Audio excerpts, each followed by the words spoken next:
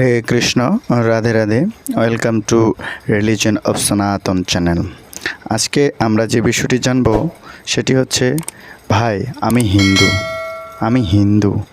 আসলে আমরা হিন্দু বলি আমরা নিজেদেরকে, বা সনাতন ধর্মাবলম্বী বলি, কিন্তু আমরা সনাতন ধর্মটাকে কতটা কালচার করতেছি, কতটা জানতেছি সেটা বিষয়ে। তো ভিডিওটি অবশ্যই সম্পূর্ণ দেখেন, বুঝতে পারবেন আমরা আমাদের ধর্মটাকে কতটা আপন করে নিয়েছি। আমি হিন্দু, কিন্তু মন্দিরের ত্রিসীমানায় কোনো দিন পা রাখি না। তবে হ্যাঁ, দুর্গাপূজার সময় সারাদিন মণ্ডপে পড়ে থাকি। বন্ধুদের সাথে বাইকে চড়ে এ মণ্ডপ থেকে সে মণ্ডপে ঘুরে বেড়াই।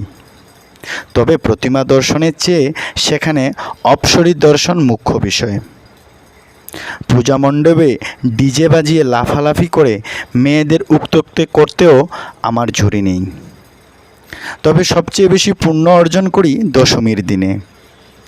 বিসর্জনের পূর্বে দুঃখ ভোলবার জন্য বাংলার মদ খেয়ে মাতাল অবস্থায় মায়ের বিসর্জন দেই, যাতে করে মায়ের চলে যাওয়াতে দুঃখ না লাগে। মাকে খুব ভালোবাসি, তো তাই। আমি হিন্দু, কালী পুজোর দিনে 1000 টাকার পাজি পটকা ফোটাই, তবে উপোস টাপুসের কোনো ধার ধারি না। এটা কি আমার পক্ষে সম্ভব? স্বাস্থ্য নষ্ট হয়ে যাবে না? তবে কেউ উপোস করলে তাকে ক্রিটিসাইজ করতে ভুল করি না।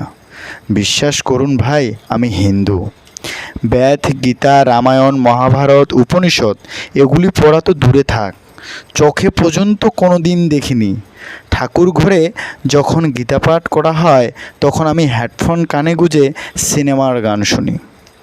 সত্যি বলছি ভাই, আমি হিন্দু। মন্দিরে যখন মহানাম যজ্ঞানুষ্ঠান চলে তখন আমি ভুলেও সেখানে যাই না, কারণ সেখানে তরুণীদের যাতায়াত নেই। বাড়িতে যদি কখনো হরিনাম সংকীর্তনের আয়োজন করা হয় সে সময় আমি বাড়িতে থাকি না। হ্যাঁ, আমি হিন্দু, তবে ধর্মের বিন্দুমাত্র নিয়মকানুন পালন করি না, কারণ আমার একটা স্ট্যাটাস আছে না। তবে জাতপাত বিচার করে চলি। আবার গুরুজনকে দেখে হরে কৃষ্ণ বলতে পর্যন্ত রুচিতে বাঁধে।